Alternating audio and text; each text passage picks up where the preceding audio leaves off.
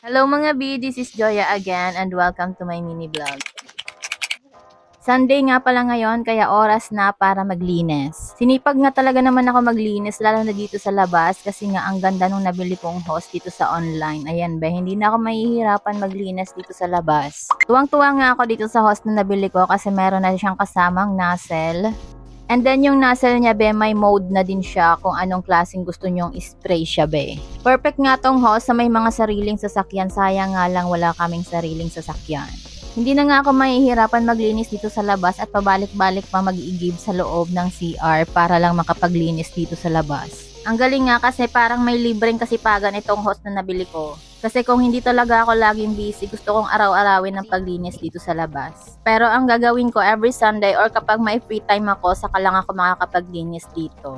Ito nga si Maxi, pinaliguan ko na din be at paon sa maglilinis na ako dito, sasabay ko na nga siyang paliliguan lagi. So hindi na din ako mahihirapan sa pagligo sa kanya kasi hindi na ako mag-iigib pabalik-balik sa CR. Sobrang saya ko talaga dito sa hose na nabili ko kasi nga ayan nga hindi na ako mahihirapan paliguan si Maxi at lagi na nga malinis dito sa labas. Sabi ko nga kay Pot ay pwede na dito maglaba, kaya lang ang problema ay yung daluyan ng tubig. Alam nyo ba, bihira ko lang to paliguan si Maxi kasi nga hirap na hirap ako mag-igib ng tubig lalo na't malaki yung balde namin. Kaya nga si Maxi talaga yung isa pang pinakadahilan bakit ako bumili ng hose. Ayan nga at talaga namang malilinis ko na siya.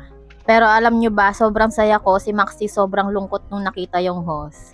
Takot talaga kasi si Maxi sa tubig kaya bibihira ko lang siya paliguan, pero ngayon be mag-ready na siya at meron na akong hose. Baka mga 3 times a week ko na mapapaliguan si Maxi kapag ganito. Isa pa pala sa dahilan bakit ako tuwang-tuwa sa hose na to kasi once na nag-iihi si Maxi, mabilis na namin malilinis.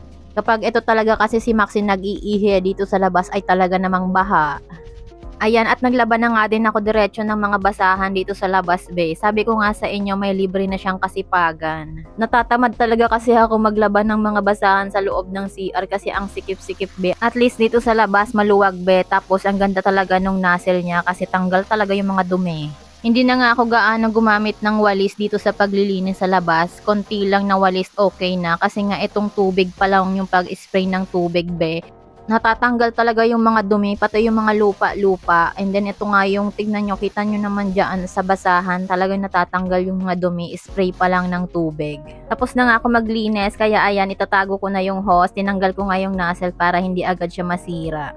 Ang haba nga pala nito ay 10 meters. Siya, baka may magtanong kung saan ko nabili to, ilalagay ko na lang yung product link sa comment section or sa caption. Ayan, thank you na nga ni sa panonood. See you next time. Bye-bye!